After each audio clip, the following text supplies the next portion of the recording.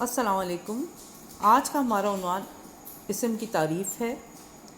ہم جانیں گے کہ اسم کسے کہتے ہیں اور اسم کیوں استعمال ہوتا ہے اور کن کن چیزوں کے لیے اسم استعمال کیا جاتا ہے۔ کسی شخص، چیز یا جگہ کے نام کو اسم کہتے ہیں۔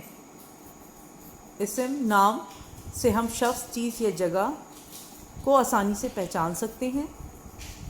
ہمارے ارد گرد موجود سب چیزوں کے نام ہوتے ہیں جس سے ہم ان چیزوں کو پہچانتے ہیں۔ مثلاً سامنے تصویر میں نظر آنے والا جو ہے مزار قائد ہے۔ مزار قائد جو ہے علامت ہے شہر کراچی کی، کیونکہ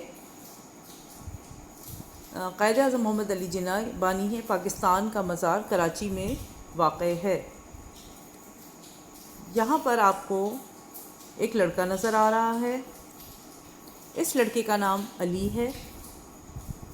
یہاں پر کچھ کتابیں رکھی ہیں وغیرہ۔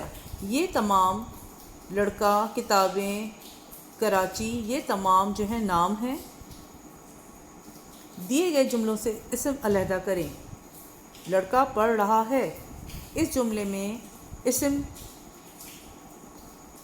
کیا ہے؟ اس جملے میں اسم لڑکا ہے۔ میرا قلم بہت اچھا لکھتا ہے۔ اس جملے میں آپ کو بتانا ہے کہ اسم کیا ہے۔ اس جملے میں اسم قلم ہے۔ پہاڑ پر گرمی نہیں ہوتی۔ یہاں پر دو اسم استعمال کیے گئے ہیں، پہاڑ اور گرمی۔ اپنی کتاب لے آؤ۔ یہاں پر کتاب اسم کے طور پر استعمال کیا گیا ہے۔ ہمارے شہر میں بہت رش ہے۔ شہر یہاں پر اسم ہے